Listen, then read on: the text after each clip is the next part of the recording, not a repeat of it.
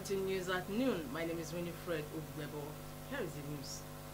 Federal government issues a 14-day termination notice to CCECC on Enugu Port Harcourt Road. The federal government has issued a 14-day termination notice to the contractor handling Enugu Port Harcourt Highway, Messiah's China Civil Engineering Construction Company, CCECC, over non-performance. The Minister of Works, Engineer David Umahi, gave this directive on Sunday when he inspected the progress of work at Ozuaku corridor of the road after Imo Bridge along Enugu Port Harcourt Expressway. CCECC is the contractor handling the Abia section of Enugu Port Harcourt Highway, currently undergoing rehabilitation.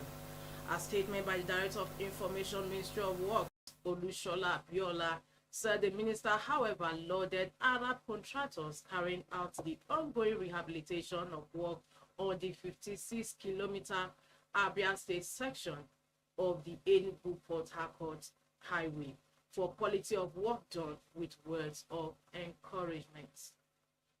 Again, Catholic bishops reject Pope's advice on same-sex marriage.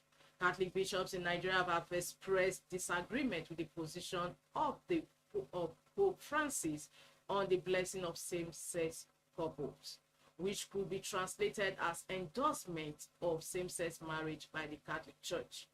President of Catholic Bishops Conference of Nigeria, CBCN, Most Reverend Lucius Iwejuru Ugoji, made this known while delivering his speech at the formal opening of the 2024 First Plenary Assembly of the CBCN on Sunday in Abuja. The bishop said statements or declarations from the Holy See should unexpectedly foster unity and communion on matters of doctrine, morals, and liturgy. But unfortunately, fiducial supplicants did otherwise, thus the declaration hurts the unity and Catholicity of the Church. He noted that with the media hype that ambushed the text, his publication generated shock, outrage, and disbelief among the faithful in Nigeria as elsewhere in Africa and other parts of the world, with many devout Catholics in the communities wondering how a priest could bless same-sex couples who live permanently in a sinful union without causing confusion and scandal. Police arrest suspects, recover diverted UNAs from Kano IDPs.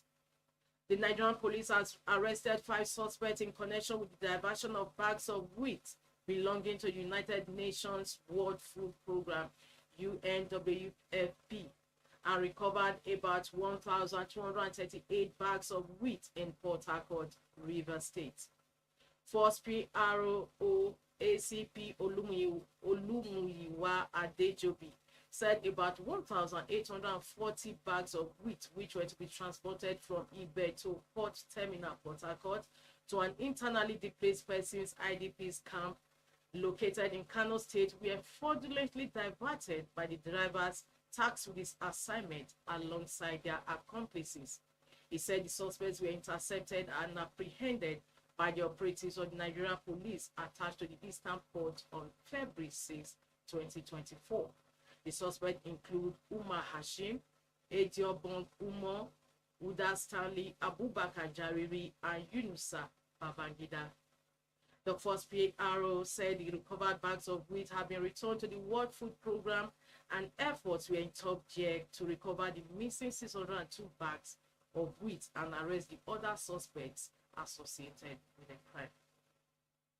Delta Poly closed over robbery attacks. Following the incessant attacks on students hostels in Delta State Polytechnic of Washiku and Nyocha South local government area of the state, the school authorities have closed down the institution for a week. Victims of the serial attacks had lost handsets and computers to the gangsters who forced the students to transfer money in their accounts to them, while also raping some female students and shooting anyone who resisted.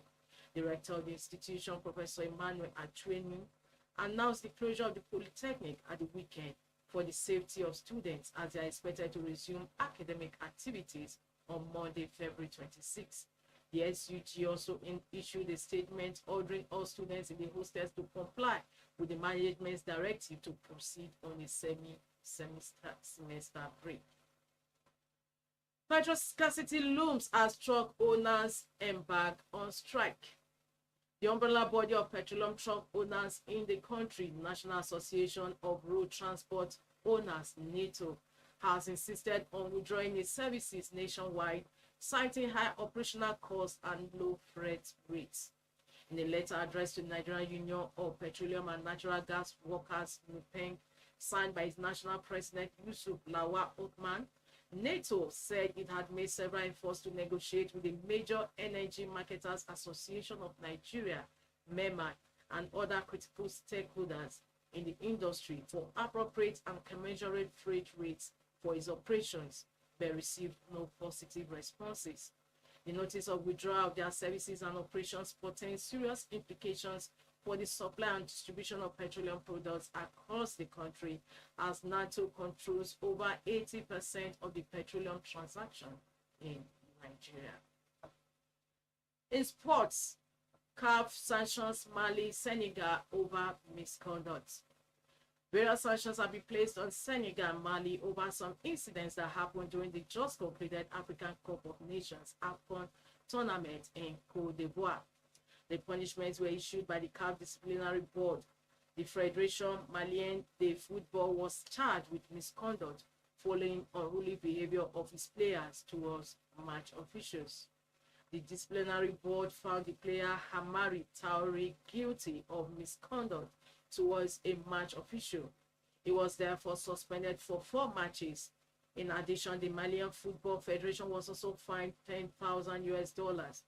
AFCON winners Côte d'Ivoire had their football federation also charged with team's misconduct in their match with Mali.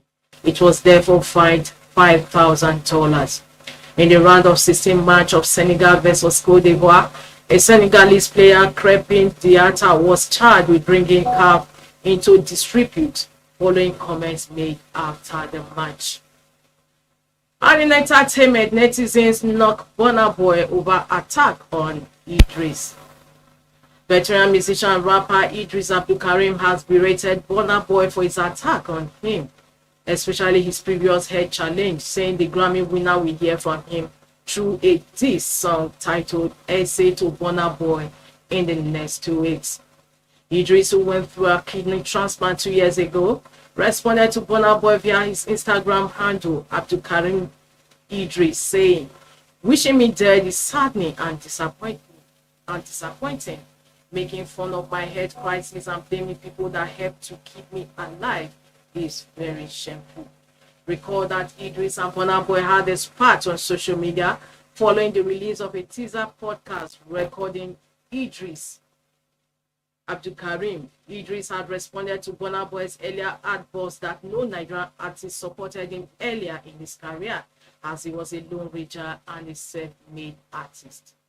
By reacting, the African giant album owner, whose real name is Damini Ogunu, in a now deleted post shared via his verified X handle, formerly known as Twitter, said he did not blame Idris Abdulkarim for his outburst, but the people who had donated money to settle his hospital bills when he underwent a kidney transplant in 2022. So with that, we'll come to the news at noon on Leadership Television. Until we come your way again, same time on 4 o'clock today. Stay tuned. My name is Winifred Bebo. Stay tuned. Thank you for watching. For sponsorship and advert placements, please contact 08036